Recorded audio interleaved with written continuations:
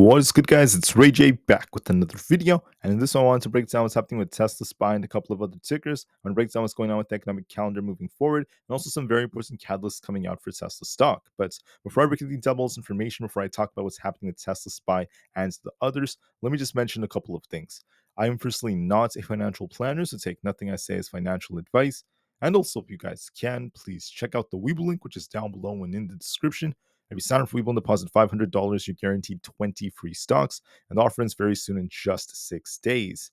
Anyways, for Tesla, we've been stuck within this range between 182 and 184.5 for the entire day. That's very close to where our 20 EMA happens to be as resistance on the 30 minutes time frame. But Tesla's been stuck going back and forth and back and forth. Besides this initial drop we got for the first hour, it's been just kind of range bound. Now, the question is what's going to affect it? What's going to cause a big move? I'll be talking about that first before I break down the charts. So today's the 2024 annual stockholder meeting.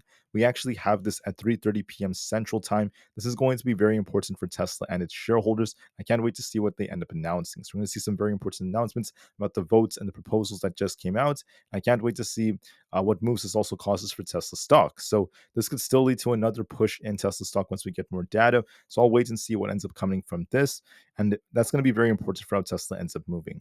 Now, there's some headlines coming out. They're actually saying some negative things about Tesla's share price. Many people are saying that it's basically its own referendum on Elon Musk, and they're blaming Musk for why the share price has actually dropped quite a bit for the last couple of years. But you have to remember, the reason why Tesla's dropping is not just that. It's also because of interest rates. It's also because of the economy. It's also because of the overall EV sector and a lot of slowdowns and such. So you can't solely just paint everything on Elon Musk. Elon Musk helped Tesla also run quite a bit, and still at a very, very big position right now. It's still up quite a bit compared to where it was in 2018 before his pay package was just being forged. So I just wanted to say that you have to give Musk credit where it's due alongside the Tesla team. To say that he's the reason why the share price is down the way it is not really, I wouldn't say it's a very, very comprehensive or accurate way of looking at things.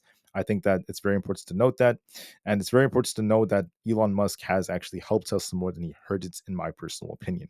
But a lot of these headlines, a lot of these mainstream articles just love to kind of bash Elon Musk, say negative things about his compensation plan. Could they be motivated by politics and such? It's very possible, but I don't really want to go down that route or talk too much about that. I just want to say that a lot of these headlines, they have different motives, different agendas, and you shouldn't solely just believe everything that you read, at least from them.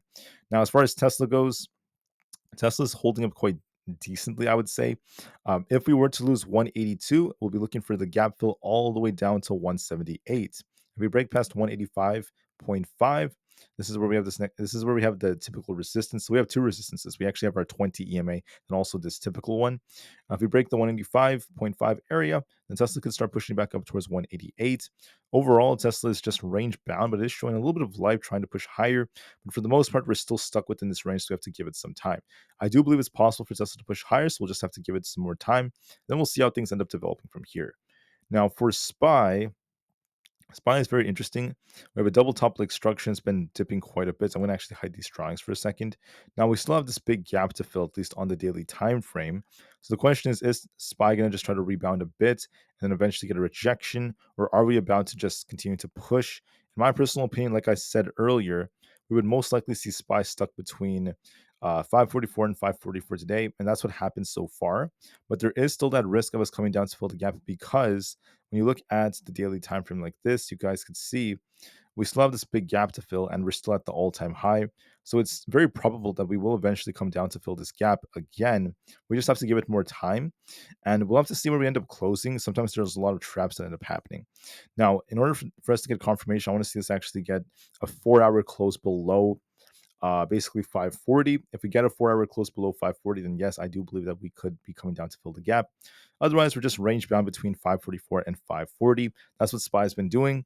So we have to give it more time. We're kind of having a day where we're kind of stuck within these balance from yesterday for the most part. So give it more time. Just know that there is still a risk of downside if we lose 540. Give it some time.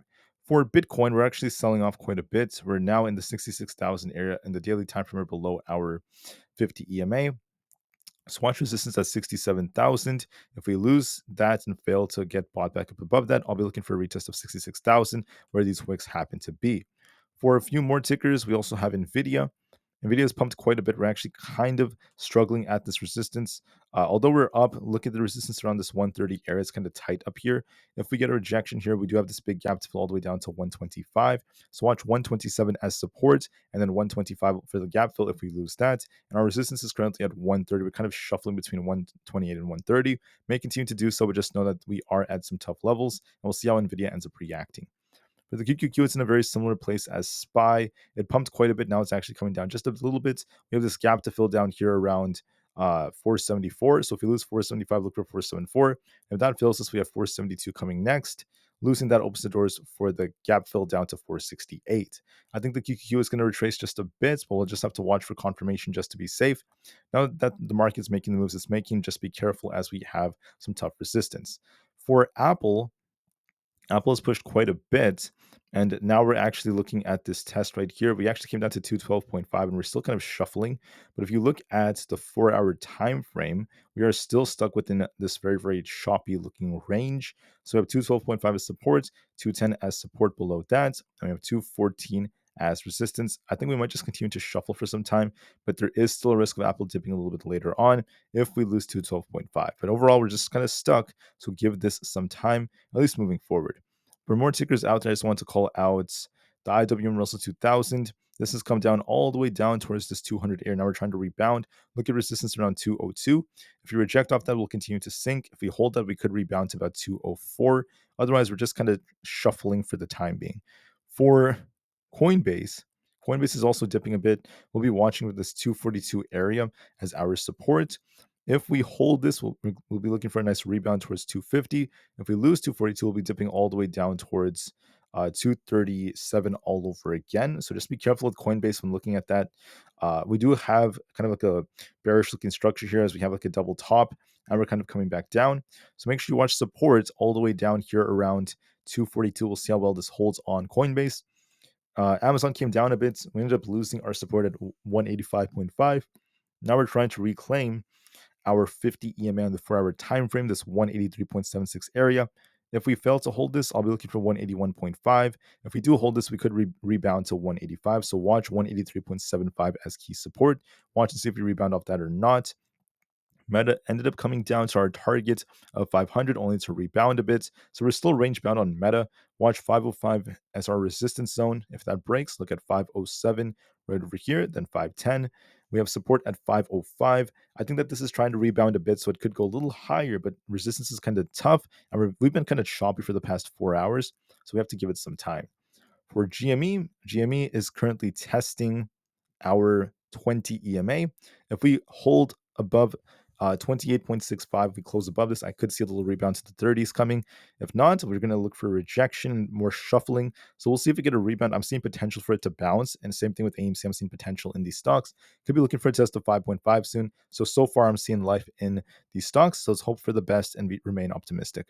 Anyways, that's it for the video, guys. SPY is still continuing to hold up. It's actually trying to push a bit, but like I said earlier, we're still range bound technically between 544 and 540. And the market's still, once again, at these all-time highs. So just be careful as we, once again, approach these levels. As far as Tesla goes, it's also just kind of shopping for a bit, but there's going to be a big reaction once we get the results from the shareholder meeting, once we get this meeting started. So I can't wait to see how Tesla moves. We'll see if there's a big pump or not. If Tesla dumps after the meeting or gets an initial dump, we could fill this gap to 178 and then bounce.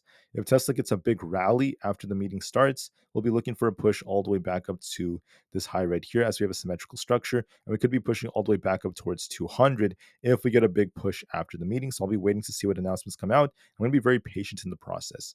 With that being said, thank you all so much for listening. Have a great day.